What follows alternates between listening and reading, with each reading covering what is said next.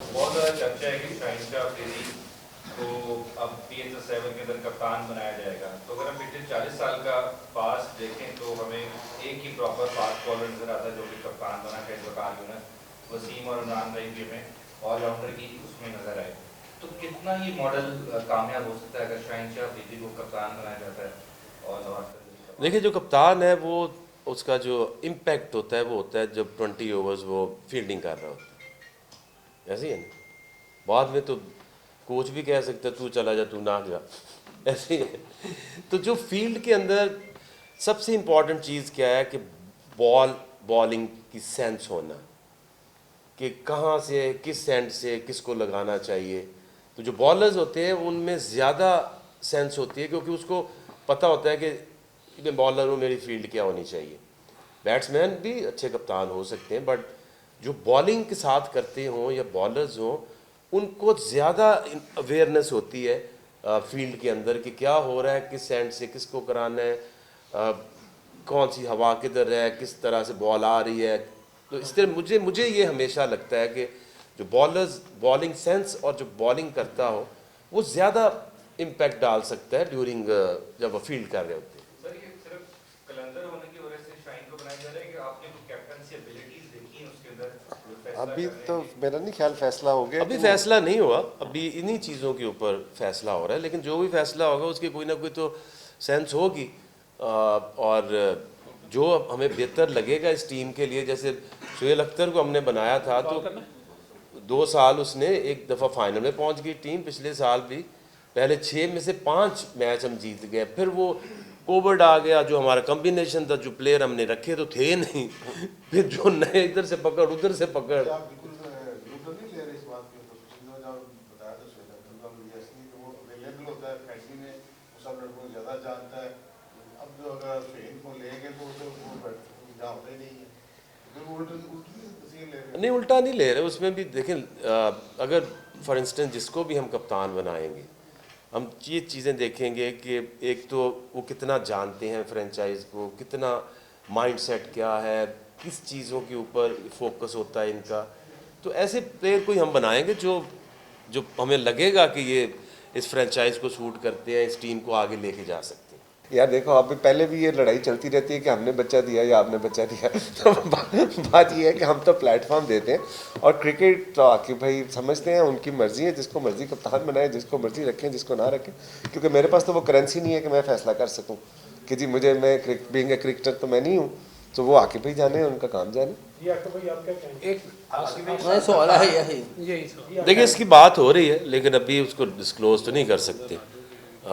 आप कुछ डिसीजन जैसे होते हैं राइट टाइम के ऊपर, आप एक टाइमिंग सोची होती है, उस मौके के ऊपर जाके आप डिसीजन जो है वो अनाउंस करेंगे। शुरू में जब हमने ये टीम ली थी तो हमने एक प्रॉमिस किया था पूरी कौम के साथ कि हम नौजवानों को नए प्लेटफॉर्म देंगे और नौजवानों को ग्रूम करेंगे और नए हीरोज़ पैदा करेंगे। सो अल्हम्दुलिल्लाह, अल्लाह का बहुत शुक्र है, एहसान है कि हमारी 4-5 साल की जो मेहनत है, वो हारिस रऊफ़ हों, शाहीनशाह अफरीदी हों, फ़खर ज़मान हो, दिलबर हुसैन हो, उनकी सूरत में अब सबके सामने आ रही है। और न सिर्फ पाकिस्तान बल्कि ऑस्ट्रेलिया, जिसको क्रिकेट का मक्का कहते हैं, उसके अंदर भी हमारी इन काविशों की जो है वो अप्रिसिएशन हो रही है। और जिसकी सूरत ये है कि पहले आपने देखा कि हारिस रऊफ़ जो कहीं क्रिकेट नहीं खेलते थे, टेप बॉल से खेलते थे, और फिर आकिब भाई ने उनको सिलेक्ट किया और उनको ग्रूम किया, तो मेलबर्न स्टार जो हैं उन्होंने उनको अपने पास जगह दी और बिग बैश में खिलाया। ये किसी भी पाकिस्तानी के लिए एक बहुत बड़े एजाज़ की बात है, और हमारे लिए इसलिए काबिल फ़ख्र है कलंदर्स के लिए कि हमने वो प्लेटफॉर्म दिया नौजवानों को, और जिसका वादा किया था उसको पाया तकमील तक पहुँचाया। सो हारिस तो बारिश का पहला कतरा था, दूसरा आपने देखा दिलबर हुसैन, और तीसरा अब फरीदून जो हमारे नए यंग एमर्जिंग प्लेयर हैं 19 साल के, उनका बिग बैश में कॉन्ट्रैक्ट हुआ है, और वो अब आप दुनिया के सामने आएंगे। चाइना मैन लेग स्पिनर हैं, उनकी सलाहियतों के बारे में आके बेहतर बता सकते हैं, लेकिन लाहौर कलंदर्स के प्लेटफॉर्म से मैं सिर्फ इतना कहता हूँ कि मेरे लिए इससे बड़ी खुशी की बात नहीं होगी कि पाकिस्तान का एक और सितारा जाके बिग बैश में जगमगाएगा, और अगर इंशाल्लाह उसने परफॉर्म किया तो पूरी दुनिया में पाकिस्तान का नाम रोशन करेगा। तो थैंक यू वेरी मच आप लोगों के आने का। आकिब भाई, उस तरह का मज़ा अब नहीं आएगा। थोड़ा सा काम रहेगा क्योंकि फोकस रहेगा। देखिए, ये एक ऐसी यूनिक स्टोरी है फरीद ऑन की, जो हमें हौसला देती है कि इंसान कभी कभी जो चीज़ देखे उसके ऊपर अगर मेहनत करे, बैंक करे, डरे ना, तो बहुत सारी चीज़ें जो है ना वो यूनिक आप डेवलप कर सकते हैं। जब इसको हमने टैलेंट हंट जो हमारा था, जब कोविड की वजह से हमने वो किया था, कौन सा था वो हमारा ऑनलाइन ऑनलाइन जो था, वर्चुअल ट्रेनिंग, तो उसमें इनको हमने आइडेंटिफाई किया। तो जब फिज़िकली मैं इनसे मिला तो वही बेसिक एक फिंगर स्पिनर थे जो बहुत सारे होते हैं, लेकिन मुझे उससे देखा तो मुझे लगा नहीं कि इस स्किल के साथ वो कुछ डिफरेंस डाल सकते हैं या कोई उस लेवल के ऊपर, इंटरनेशनल लेवल के ऊपर कोई इम्पैक्ट डाल सकते हैं। तो फिर मैंने उसको कहा कि यार ये इससे मज़ा नहीं आया, कुछ डिफरेंट करो, ये रिस्ट स्पिन करके दिखाओ, या जो चाइना मैन कहते हैं।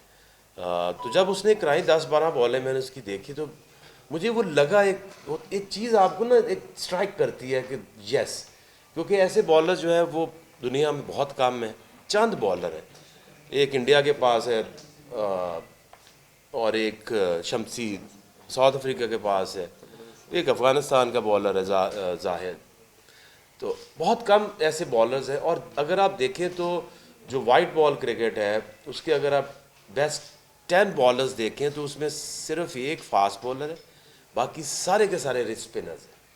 तो पाकिस्तान भी जैसे अगर हम देखते हैं तो पिछले दिनों मैंने आपके चेयरमैन रमीज़ राजा से की भी बात सुनी कि हमें आउट ऑफ बॉक्स थोड़ा जाना पड़ेगा। हम टिपिकल क्रिकेट खेलते रहते हैं, क्रिकेटिंग शॉट जो है वो भी इनोवेशन नहीं करते, और मिस्ट्री बॉलर्स और रिस्ट स्पिनर्स हमें डेवलप करना चाहिए। तो ये एक लड़का ऐसा है। फिर आप देखें कि 1.5 साल की उसकी जर्नी है। एक बच्चा जो फिंगर स्पिनर्स था वो रिस्ट स्पिनर्स बना। तो मुझे तो उसके ऊपर बिलीव था, उसके ऊपर फिर वीक बढ़ा था। फिर आपको पता है पाकिस्तान में जो ट्रेनिंग का कॉन्सेप्ट नहीं है, डाइट का कॉन्सेप्ट नहीं है, it was like very weak. तो फिर उसके साथ जो प्लान बनाया, वो बेचारे के साथ भी बड़ी टफ टाइम गुजरता है, क्योंकि वो बगैर पिक्चर खींचे वो खाना भी नहीं खा सकता, कि उसने ट्रेनर को भेजना है। फिर उस तरह की इंटेंसिव ट्रेनिंग। तो जब लगा कि अब ये थोड़ा सा ग्रूम हो रहा है तो हम इसे PSL में अपने साथ रखा था कि वहाँ ये देखे कि एक प्रोफेशनल प्लेयर्स जो हैं वो किस तरह से सोते हैं, खाते क्या हैं, किस तरह ट्रेनिंग करते हैं, माइंडसेट क्या है। तो वहाँ मुझे एक दिन जब मैं ऐसे बैठा हुआ तो मेरे साथ राशिद खान बैठे हुए, तो ये एक हमारा मैच चल रहा था, प्रैक्टिस मैच। तो उसने बॉलिंग की तो मुझे राशिद खान ने कहा कि आकिब भाई, mark my word, this boy will be the number 1 bowler for Pakistan team in 3 years time. वहाँ मुझे और हौसला हुआ कि शुक्र है यार, मैं तो अपनी एक नज़र से देख रहा हूँ। मैं कहता हूँ, लोग कहते हैं तुम तो फास्ट बॉलर है, तुम्हें क्या पता कि चाइना मैन क्या होती है।